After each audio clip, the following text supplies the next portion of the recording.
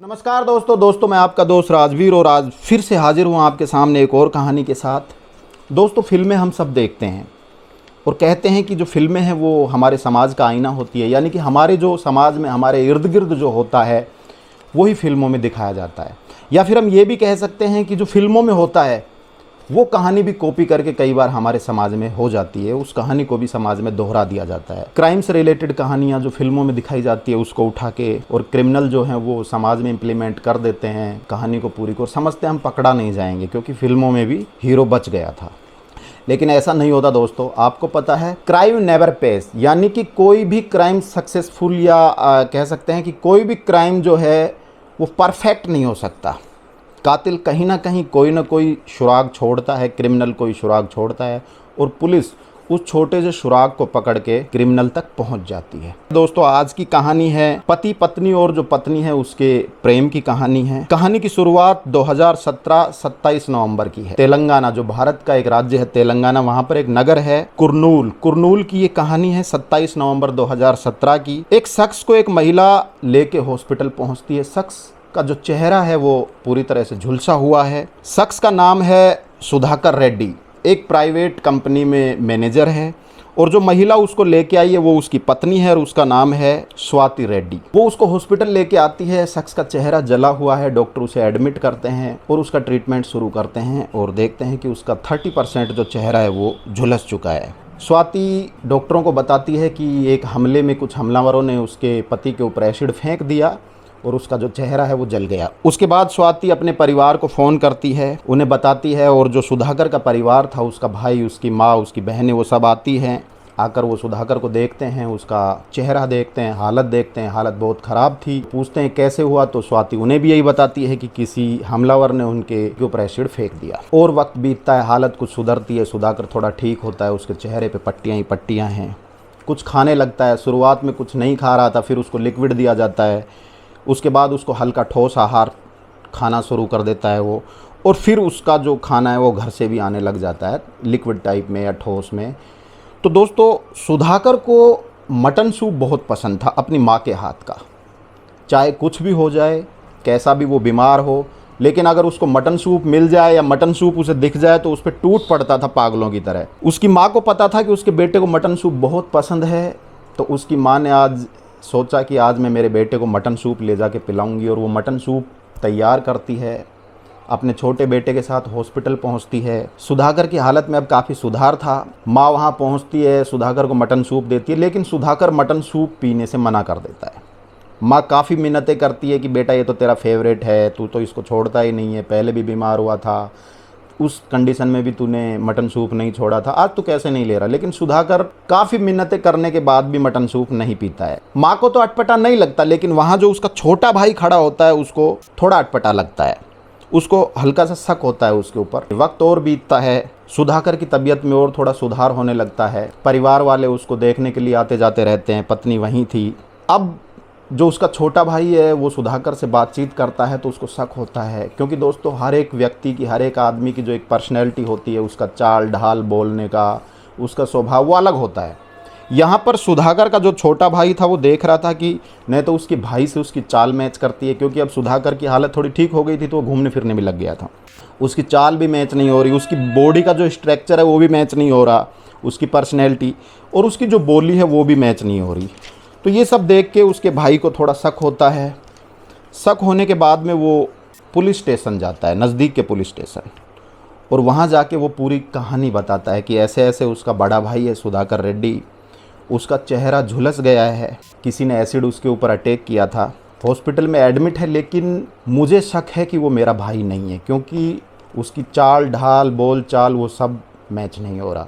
Police के सामने ये बड़ा अटपटा केस था, पुलिस को रोमांचित करने वाला केस था। तो एक इंस्पेक्टर थे वहाँ, उनको ऐसे केस पसंद थे, तो उनको लगा कि ये केस उनको लेना चाहिए, चैलेंजिंग केस है, मज़ा आएगा सोल्व करने में। लेकिन सोल्व कैसे करें? सुधाकर से पूछताछ कर नहीं सकते क्योंकि उसका जो चेहरा है वो जला हुआ है, वो एडमिट है। अब दोस्तों, जो इंस्पेक्टर है वो जांच शुरू करता है और जांच शुरू में वो देखता है कि किसी को कॉपी करना आसान होता है। अगर वो सुधाकर नहीं है तो सुधाकर को उसने कॉपी किया होगा, सुधाकर की बोली चाल, घूमने फिरने का अंदाज, खाना पीना, सब कुछ कॉपी किया होगा। लेकिन एक चीज़ है जिसको कॉपी नहीं कर सकता, वो है फिंगरप्रिंट्स। अगर किसी तरीके से सुधाकर के फिंगरप्रिंट्स मिल जाएं जो हॉस्पिटल में एडमिट है, तो हम पता लगा सकते हैं कि वो सुधाकर है या नहीं। तो दोस्तों वो किसी तरीके से हॉस्पिटल से जो सुधाकर एडमिट थे उनके फिंगरप्रिंट्स ले लेते है पुलिस, और फिर जो सुधाकर का आधार कार्ड था उसको निकलवाती है, उसके बैंक्स में जो अकाउंट्स थे उसमें जो उसकी डिटेल्स थी, फिंगरप्रिंट्स थे, वो निकलवाती है और उसको मैच करवाती है। पुलिस के पैरों के तले से ज़मीन निकल जाती है क्योंकि फिंगरप्रिंट्स मैच नहीं होते।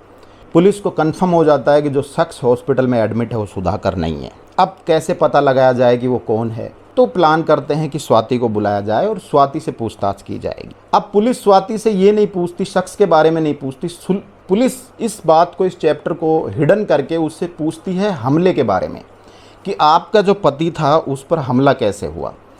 तो स्वाति बोलती है कि हम घर पे थे, किसी ने मेरे पति के ऊपर आके एसिड अटैक कर दिया और फिर उसको मैं लेके हॉस्पिटल में आई फटाफट से। यहाँ पर स्वाति का ये झूठ होता है, स्वाति यहाँ फंस जाती है, क्योंकि पुलिस जब उसकी माँ से पूछती है तो माँ बोलती है कि जिस दिन अटैक हुआ था 27 नवंबर को, उस दिन मेरी सुधाकर से बातचीत हुई थी और सुधाकर ने कहा था कि हम घूम के आए हैं और हम बिल्कुल सकुशल हैं, अब घर हैं। तो ये कैसे हो सकता है कि सुबह उसके दोपहर में उसके ऊपर एसिड अटैक हुआ हो? यहाँ पर स्वाति फंस जाती है। तो पुलिस उससे सख्ती से पूछताछ करती है। अब सख्ती से पूछताछ करने पर जो स्वाति है वो टूट जाती है, क्योंकि वो पेशेवर क्रिमिनल तो थी नहीं, इसलिए वो पुलिस की जो सख्ती है उसको झेल नहीं पाती और वो टूट जाती है।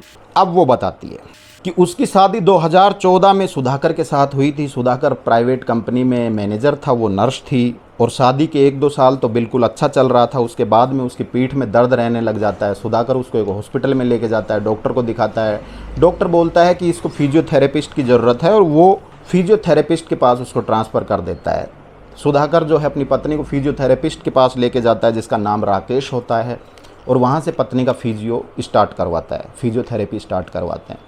शुरू में सब कुछ ठीक था। 1-2 दिन सुधाकर उसके साथ जाता है। उसके बाद सुधाकर को, क्योंकि वो कंपनी में मैनेजर था तो हर बार वो साथ नहीं जा पाता था, तो फिर उसके बाद जो उसकी पत्नी स्वाति थी वो खुद अकेली जाके राकेश के पास फिजियोथेरेपी करवाती थी। इस पीरियड में उन दोनों में प्रेम हो जाता है, राकेश में और स्वाति में। दोनों में प्यार हो जाता है। प्यार होने के बाद अब प्लानिंग की जाती है कि हम शादी करेंगे। अब शादी कैसे करें? या तो वो सुधाकर से डिवोर्स ले। अब डिवोर्स वो लेना नहीं चाहती थी क्योंकि परिवार को पता लगेगा, बेइज्जती होगी, कोई वजह भी नहीं है डिवोर्स लेने की, तो अब ये तो पॉसिबल नहीं है। तो दोस्तों स्वाति जो है अब फिल्में देखना शुरू करती है। तो एक फ़िल्म आती थी यावाडू, मैंने भी देखी है, सेट मैक्स पे बहुत आती, आपने भी देखी होगी। अच्छी फिल्म है, साउथ इंडियन फिल्म है, हिंदी में डब है, रामचरण है, अल्लू अर्जुन है। तो फिल्म में कहानी है कि किस तरीके से एक अभिनेता, एक एक्टर मर जाता है और उसका चेहरा जो है वो दूसरे एक्टर को दिया जाता है। तो ये फिल्म स्वाति के दिमाग में क्लिक होती है। वो बार बार इस फिल्म को देखती है और उसको लगता है कि हाँ अब कुछ हो सकता है। वो राकेश को घर बुलाती है, उसको यावाडू फिल्म दिखाती है, उनको आइडिया आता है। वो फिल्म को 20 बार देखते हैं, एक एक पहलू देखते हैं, बड़ी बारीकी से देखते हैं, और अब उनके दिमाग में एक साजिश चलती है और वो कुछ करने की सोचते हैं। कहानी का अगला चरण था सुधाकर को हटाना है और राजेश को उसकी जगह पर लाना है। 26 नवंबर 2017 का दिन इसके लिए उन्होंने चुना। रविवार था, दोनों पति पत्नी घूम के आए थे, शाम का टाइम था आके ना, और जो सुधाकर था वो थोड़ा थका हुआ था तो वो सो गया। क्योंकि उसकी पत्नी थी वो एक एएनएम थी, उसने पहले से प्लान करके एनेस्थीसिया का जो इंजेक्शन है वो घर में ला रखा था। एनेस्थीसिया बेहोशी का इंजेक्शन घर में ला रखा था। उसको पता था कितनी डोज मरीज़ को देनी है, कितनी डोज व्यक्ति को देनी है। उस डोज से ज़्यादा अगर वो दे देती तो उसमें मृत्यु होने के भी चांसेस थे। तो वो अपने पति को, चूँकि वो सो रहे थे, तो उन्होंने इंजेक्शन के द्वारा एनेस्थीसिया अपने पति में डाल दिया। अब सुधाकर बेहोश हो जाता है। उसके बाद में उसने राकेश को बुलाया। राकेश वहाँ आया, उसने देखा कि सुधाकर बेहोश है, तो बेहोशी की हालत में उसने उसके सर पे एक रॉड से हमला करके ना और सुधाकर को मार दिया, उसका कत्ल कर दिया। उसकी जो बॉडी है उसको कार में डाला, उसके चेहरे को ख़राब किया, उसको जंगल में ले गए और वहाँ पर पेट्रोल डालकर उसके शरीर को जला दिया। अब घर आते हैं दोनों। अब बारी थी दर्द बर्दाश्त करने की राकेश की, क्योंकि सुधाकर मर चुका था, अब उसकी जगह राकेश को लेनी थी।